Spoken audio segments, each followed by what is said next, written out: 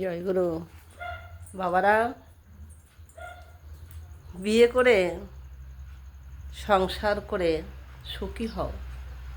এমন কিছু করো না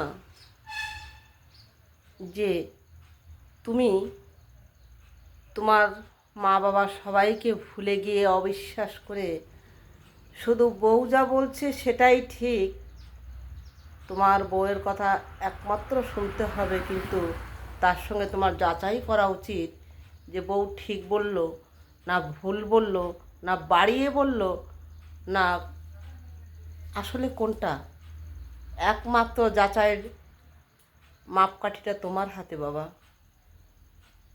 যেটা করবে নিজের বুদ্ধি থেকে করবে, কারণ আজকাল সোশ্যাল মিডিয়ায় যা দেখা যাচ্ছে এগুলো দেখবার মতো নয়। মা বিয়ের আগে খুব ভালো থাকে, তুমি বিয়ে করার পরে মা খুব খারাপ হয়ে যায়। মা কি তোমাকে সবসময় কি ফুসফুস করে বলতে থাকে? এই জায়গায় ধরতে হয় যে বউ সবসময় আমাকে চোখের জলের সঙ্গে বলতেই থাকে, কিছু না কিছু বলতে থাকে। তাহলে এ মানুষটা তো তোমার কাছে নূতন, তুমি তাকে যাচাই করো যে কতটা ঠিক কতটা ভুল।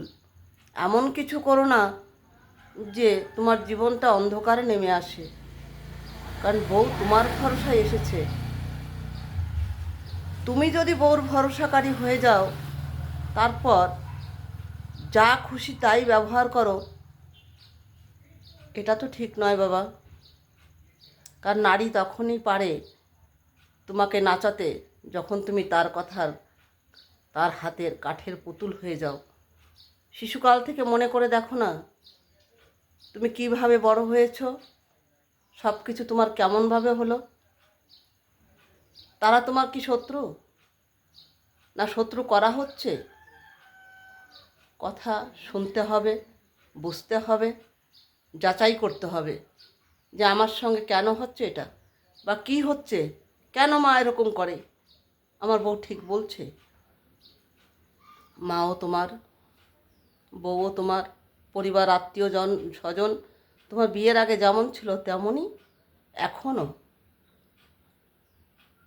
তুমি টের পাচ্ছ না, একঘেয়ে শুনে যাচ্ছ আর শুধু আপনকে পর করে দিচ্ছ। তাতে কার ভালো বলো? তোমার ভালো না তোমার মন্দ? তোমার বুঝতে হবে যে তোমার পিঠ পিছে কি কি হয়। ভালো থেকো বাবা। কথাগুলো রাগের মতো নয়, ভালোর মতো যদি বোঝো তবে। এটাই সত্য কথা। যাচাই করে দেখো, তারপরে রাগ করো, সেটা হবে খুবই ভালো। ভালো থেকো বাবা, সুখে সংসার করো।